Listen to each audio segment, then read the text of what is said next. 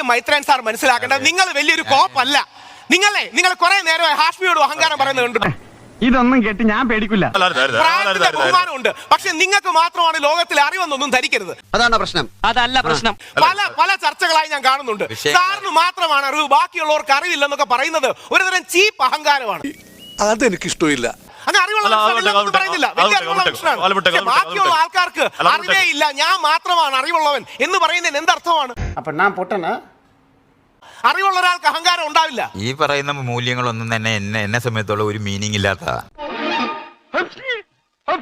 ലോകത്തിനെ മനസ്സിലാക്കാൻ ഉപയോഗിക്കേണ്ട ആധുനികമായ ലോകവീക്ഷണങ്ങളുണ്ട്. ആ ലോകവീക്ഷണങ്ങൾ അറിയുന്ന ആൾക്കാരുമായിട്ടാണ് ഡിബേറ്റ്. ഇവർ നല്ല ബുദ്ധിയാണ് സാറേ. ഈയിടെയായിട്ട് എന്ത് പറ്റിയെന്ന് അറിയാൻ പാടില്ല. ഒരു പിയർ റിവ്യൂഡ് റിസർച്ച് പറയൂ സാർ. ഒരു പിയർ റിവ്യൂഡ് റിസർച്ച് പറയൂ. അങ്ങയുടെ ഫിലോസഫി അല്ലാതെ ഡേറ്റ ബാക്ക്ഡ് ആയിട്ട് ഒരു റിസർച്ച് പറയൂ. അത് ഉത്തരം പറ. ഞാൻ അങ്ങനെ 10 റിസർച്ച് എടുത്തിട്ടുണ്ട്. ഹാർവാർഡ്, സ്റ്റാൻഫോർഡ്, ഓക്സ്ഫോർഡ് അടക്കമുള്ള 10 റിസർച്ച്. നിനക്ക് എന്താ ഭ്രാന്ത് പിടിച്ച?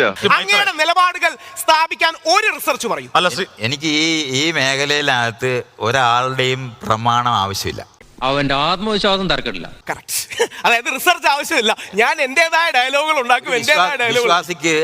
താങ്കളാണ് വിശ്വാസി, താങ്കൾ അന്ധവിശ്വാസിയാണ്. ഡോഗ്മയിൽ പിടിച്ചിരിക്കുന്ന അന്ധവിശ്വാസിയാണ്. ഓവർ സ്മാർട്ട് ആവണമെന്ന് എനിക്ക് ഇഷ്ടമാണ്. പക്ഷെ ഇത്രയ്ക്ക് ഓവർ ആവരുത്. ലെജിറ്റിമേഷന് വേണ്ടി അവിടുന്ന് ഇവിടുന്നും സാധനങ്ങൾ എടുത്തുകൊണ്ട് വന്ന് സംസാരിക്കുന്ന ഒന്നുമല്ല ഡിബേറ്റ്.